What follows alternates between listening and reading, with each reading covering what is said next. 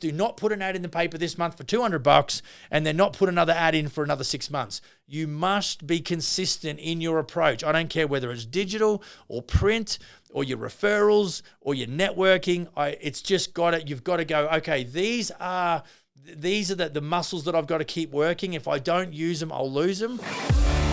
How old are you going to be before you start to experience life like you want it? I want to tell you right now, whether you like it or not, there is a better way to do business. Hi, everyone. Welcome to the Business for Builders podcast. Welcome to you if you're in YouTube land. My name's Max. I'm the CEO at Smith & Sons Remodeling Experts Canada. And it's a pleasure and a privilege to have you in the room with me. I don't know where you're up to. You might be cruising down the highway. You might be laying some floor, painting some walls. God knows what you're doing. Don't want to know what else you're doing beyond that. But appreciate you being here and joining with us and giving us your attention for a few minutes. Don't forget, like and subscribe, all that wonderful stuff. Check out the website, businessforbuilders.ca. And don't forget to check out the Business for Builders VIP private Facebook group. That's a really good community that we want to build now on top of what else we're doing, so we can actually have a lot of general contractors and contractors, subs or whoever talking to each other about what's going on in the building industry as they see it. All right, let's get cracking. Right, today, something that I want to touch on, which is kind of something that we've watched, there's a change in the marketplace, no question. We've got inflation, we've got interest rates going up, we've got the talk of recession. All of those negative components really do get our homeowners. Now, so just to be clear, we obviously focused most of our attention on homeowners. And so what happens in the marketplace when the powers that be, let's say the media or, the financial institutions that run the countries, when they start talking about, interest rate hikes and recession and things like that, obviously people get a little bit worried about their future financially, which is fair enough. What that does do, it puts a lot of pressure on our ability to have the phones to ring. And we've noticed a fairly massive drop-off in our lead generation. And so, I thought to myself, we've really relied a lot on digital, and we've got to look at our marketing and branding holistically, especially the fact that we do a lot of the digital in office here, versus what the guys would have to do digitally. They don't have to do that as much, other than just watch the local rant and raves and chime in. But things that we haven't been asking them to do is a lot of local area marketing. And so what I'm going to do is I'm just going to run through what a general contractor or a subcontractor maybe, or a contractor in their own right, electricians, plumbers, drywallers, what you might be able to do to really market and brand your business. And so we might as well kick off with I've got about 8 points down here. We'll kick off with number one, which is develop a strong online presence. That's number one. And look, I think in this day and age, that is never going to go away. What we find is that it is becoming more and more expensive. I think we did the numbers last year on Google. We spent over $88,000. Now, we had a few cities where we're running general contractors, so it's all kind of relative, but it's a big, big number. And Facebook, social media would be something, wouldn't be that much, but it would be something similar. And so, developing, because we focused on really doubling down and making sure that we had digital omnipresence, that all of our content was either informative, educative, or entertaining, all of the above. And so it was really important that, our projection, our brand projection, people didn't find it offensive, or they didn't find it unattractive. That's really important. That's really like the first rule of thumb, I suppose, in digital marketing. And then obviously the different ways that you encourage people to reach out to you and your business to make contact regarding, procuring your services perhaps. So, I think obviously having a good website, and, I've seen all different types, good, bad, and ugly, but, I think it's really important that you make sure that any of your prospective clients or customers that go on that website have a very satisfying experience as they sort of walk through the different pages on your website per se. Or on your website, and then also, on your social media platforms. It's pretty ugly when you go into somebody's, and I see this all the time, especially general contractors. We're kind of bad for it.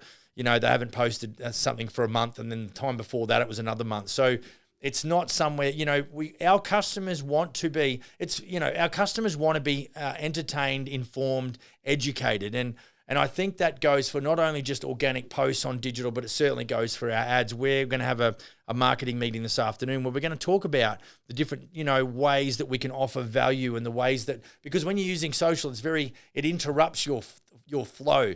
So, whether you're using Instagram or Facebook or whether you're using TikTok even, there is sponsored ads throughout that. And if your content isn't entertaining or educative or informative, then you're just going to be an irritation. That's what you're going to be. And we don't want to be that. So, it's super important that you make sure that you're putting your customer first when you're doing digital, and probably all marketing, to be honest. We have to present something that's different and of value. They would be the two things. And I'm telling you, having done, a lot of work around our online presence, it is definitely, it's very challenging if you're a general contractor who's got to take the phone call, do the site visit, do the quote, get the contract signed, go out there and start ordering materials, do the demolition and the framing, perhaps if you're a carpenter, and oversee and project manage.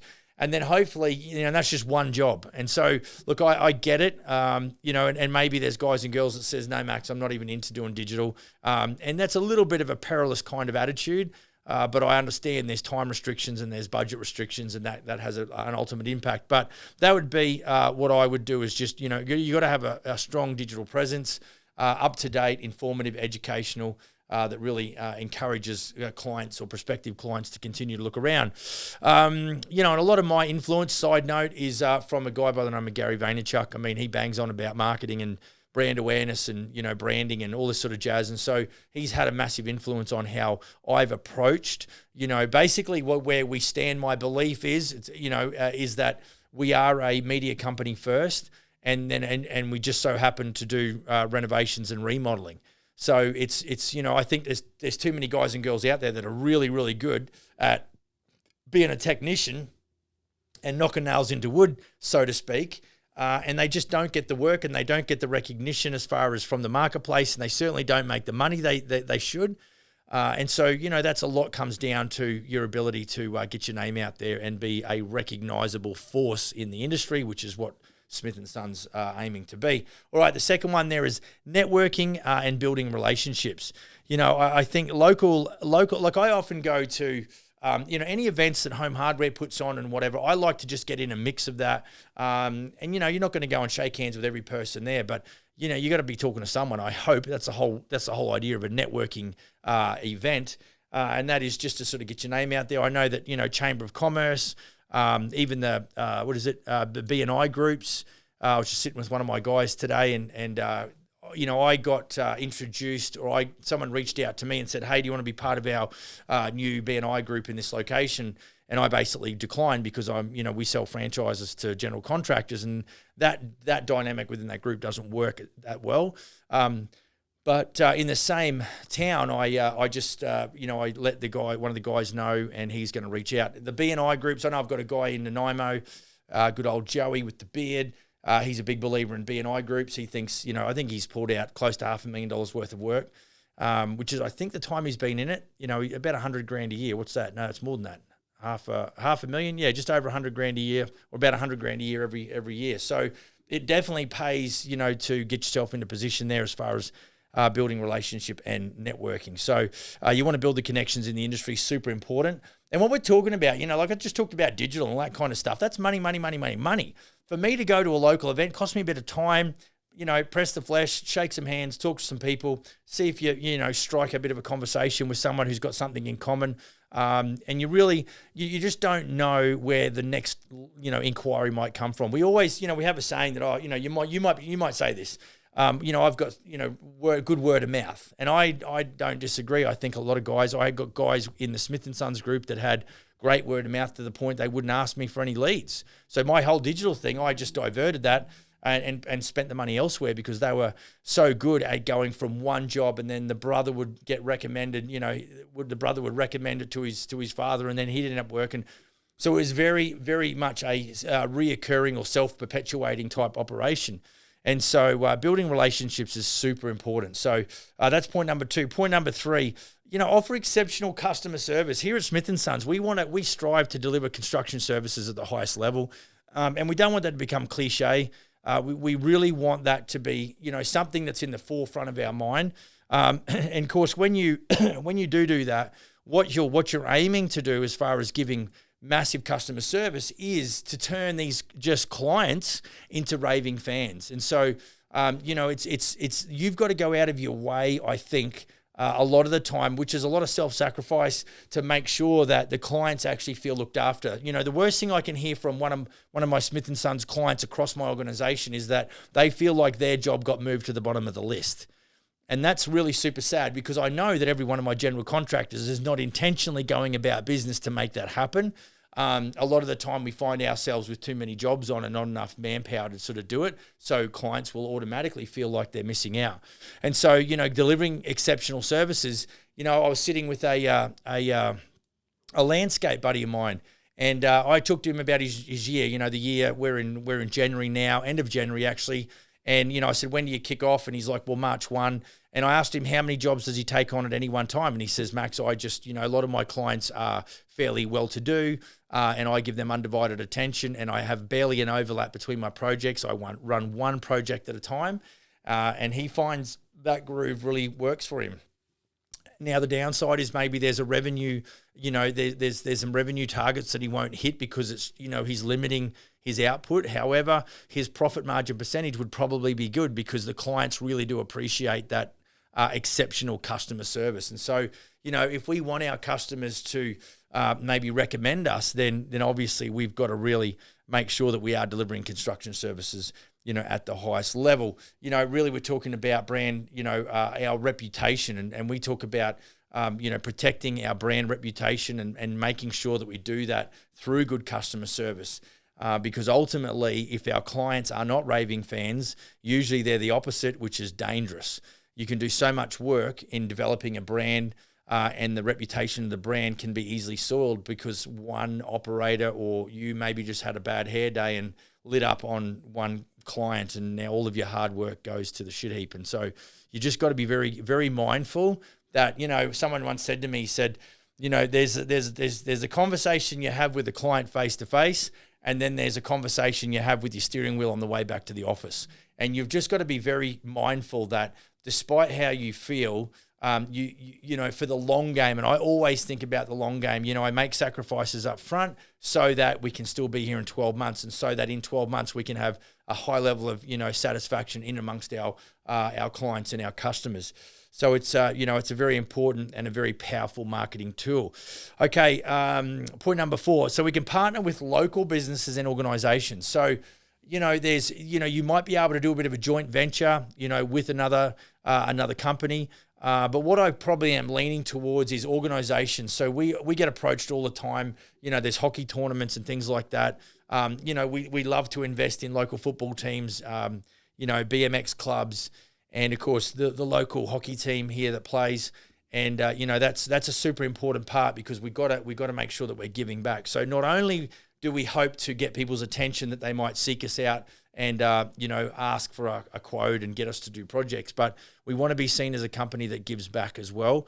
And so doing those type of sponsorships and that community support is super important when it comes to marketing and branding. So what we're talking a lot about here or the majority that we're talking about here is really marketing and branding.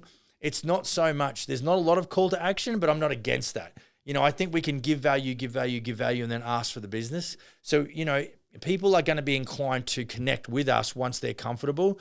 And certainly that goes back to, if you've got print media and you've got a pamphlet that goes out, which we'll probably talk about next, that they can then cross-check that with your website, then they can go on social and they can start really compiling or categorizing where you might fit within their expectations. And so this is why we have to be pristine in our approach right across the board. And, it's why our vehicles have got, decals on them. It's why we wear uniforms. It's why our business cards like this, which if you're on podcast, you can't see, but our business cards are specifically done with no square corners. So if you're not watching this on YouTube and you're in the podcast, check out this episode. What is it, Dom? 119?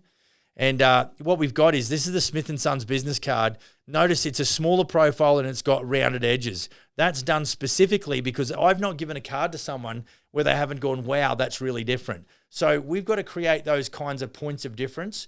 And I think, when it comes to, getting in amongst our local communities, it creates the wow factor. And so I think we've had one inquiry from memory that I just heard of recently that come from the BMX club. They're like, yeah, we saw you sign on the fence down there, and we need a kitchen done or whatever. So, and it wasn't much. It wasn't a lot of money. It's like $800 for the whole season. And they got, dozens and dozens of kids and their grandparents and parents. It's like, it's a huge opportunity for branding, and potentially, yes, you'll get a phone call because someone will go and check you out online and then make contact with you. So, sponsorship is definitely something we believe in a lot. Partnering with other local businesses is certainly an option as well. Okay, number 5, utilize print and digital advertising. Well, obviously we've talked about digital, but now we're talking really call to action. So, we want to advertise in maybe local papers, pamphlet drops, and there's certainly other digital avenues whereby you can make listings, things like Yellow Pages. We don't really subscribe to much of that. I mean, if you're in the building game and you're a general contractor, House is not a bad option, although it will cost you hundreds of dollars per month if you want to sort of utilize their marketing system and maybe get part of their marketing prowess that gets them on, page 1 of Google in your area. But it's definitely, you can go on there free of charge, put a profile on House, put some pictures up there, and occasionally you'll get some inquiry from that.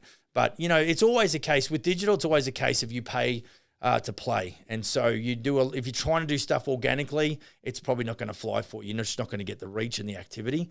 And so that's where you've got to be an absolute ninja with your organic type posts if you are going to go down that route and not pay to play. But it's few and far between. We don't do it.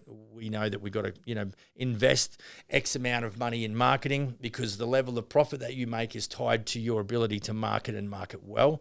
So certainly utilizing print is definitely a good option. Matter of fact, we were in a location only last week with one of my guys, and I went out with him for the meeting. And, the homeowner said, look, there's such a demand, and it is a little bit remote. And when I say remote, some of the big smoke city folks will say, what do you mean it's a 40-minute, maybe it's not even that. Yeah, 40-minute drive. And that's regarded as too far away.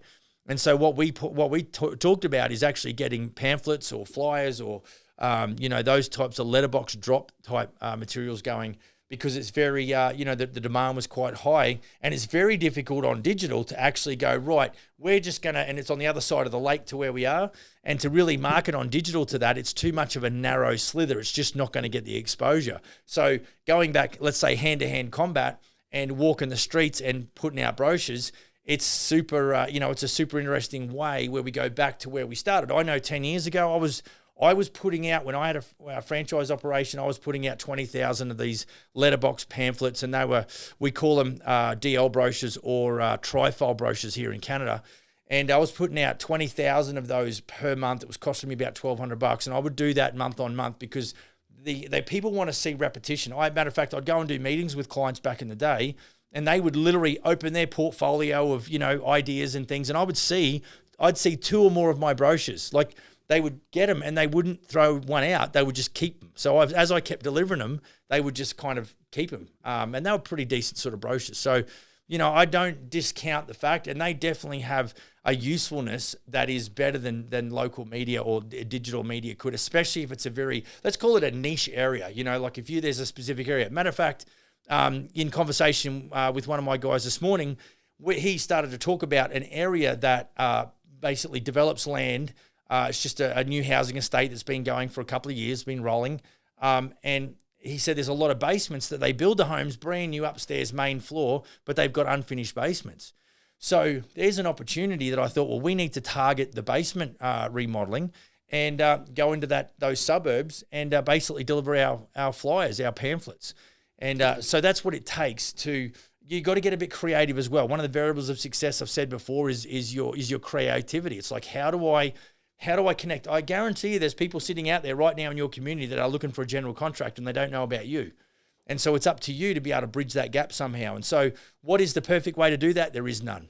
Max, people say to me, Max, what should I deck on my vehicle? I'd say yes. They say, should I do a pamphlet drop? I'd say yes. They say, should I have a website? Yes. Like everything is yes. Whatever is within your ability or accessibility to do, you should do.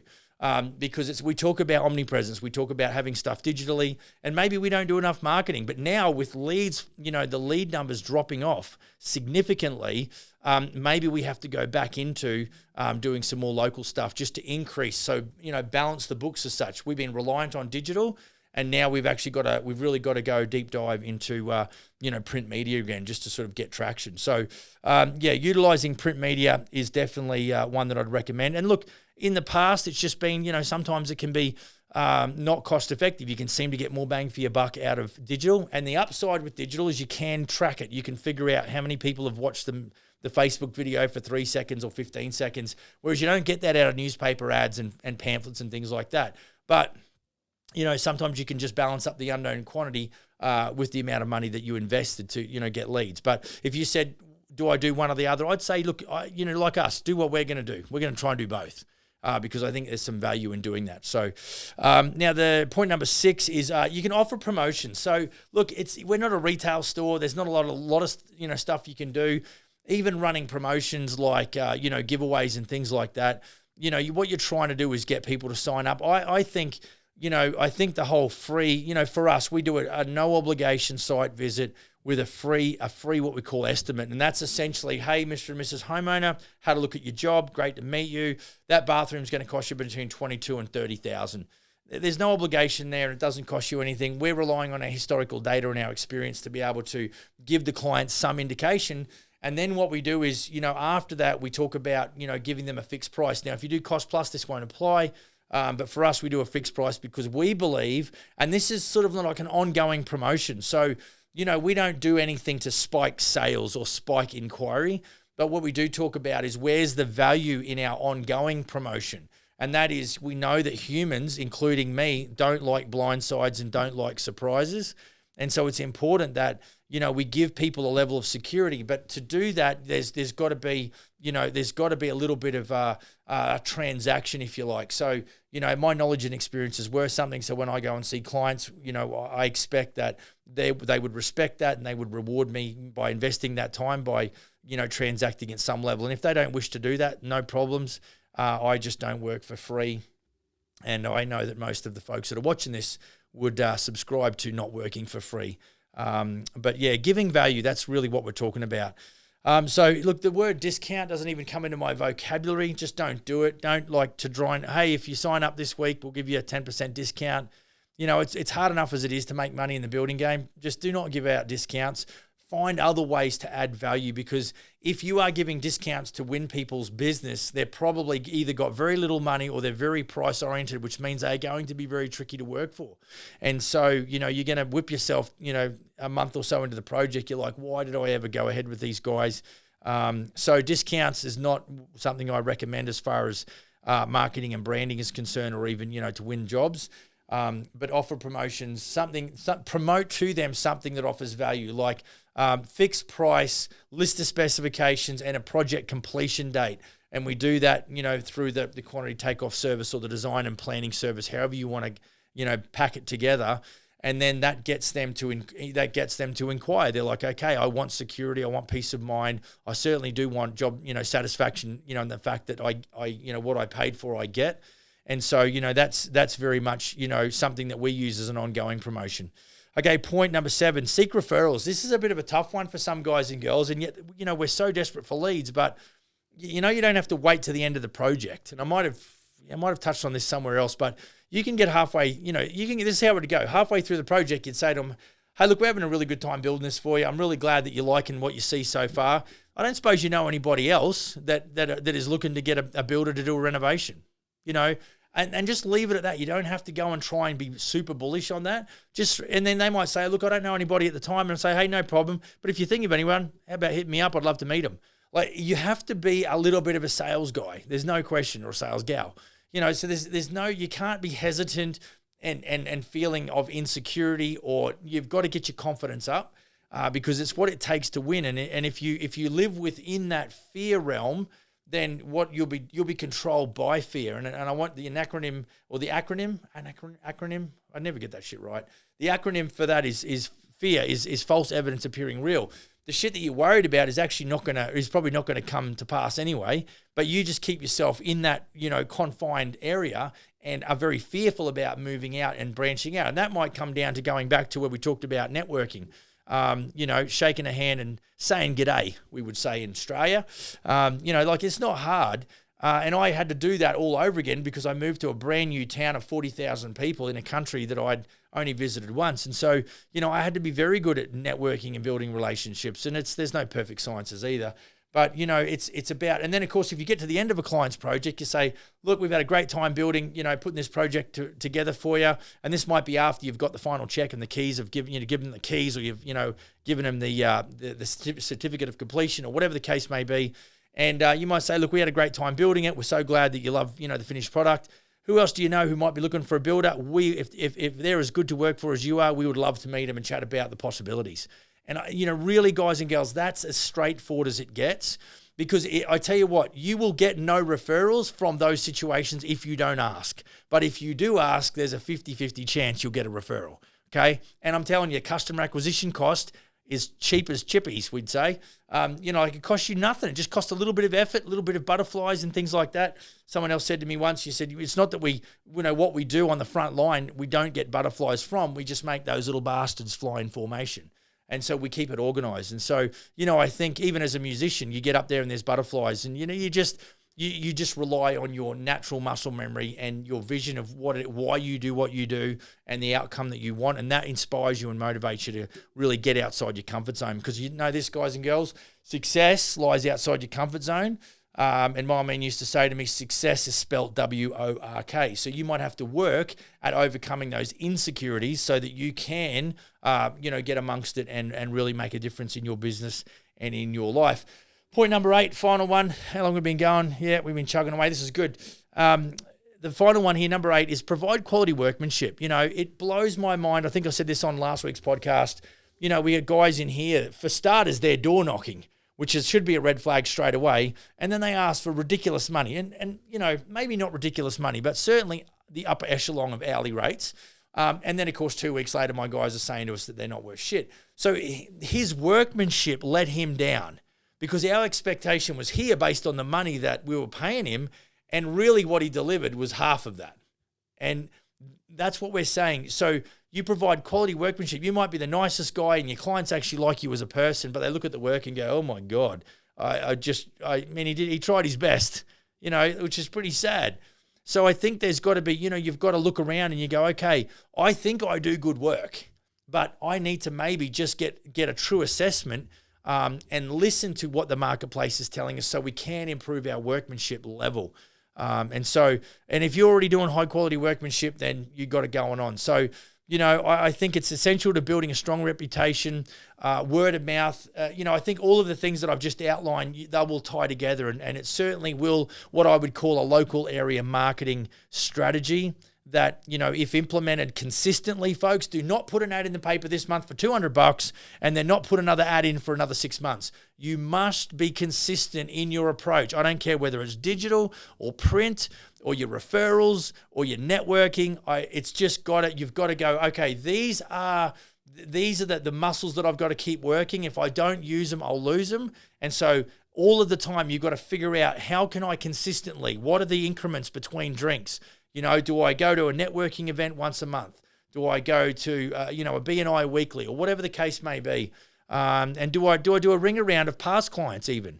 And then, of course, we could dive into, when we talk about referrals, there's a whole referral process as far as gaining reviews, gaining the feedback to start with, and then asking for reviews, and then having a referral, a rewards program in some cases. So there's a whole bunch of information that goes beyond that. That's not an exhaustive list, as usual. Just a few of my basic thoughts. Hope that helps. And I think if you've got any questions, don't forget, you can hit me up on the website. If you go to the contact page on businessforbuilders.ca, fill in the contact form. That ends up in my inbox. That's the easiest way to do it. Don't forget to check out the Business for Builders VIP private Facebook group. There's some good videos in there. There's going to be some files that I'm going to put there that you'll be able to use. I've just got to kind of rebrand those. So I'm going to get those up and running as soon as I can. And look, I think that's about the long and the short. Don't forget to check us out on YouTube. Go build a kick-ass business. See you on the next episode. Cheers.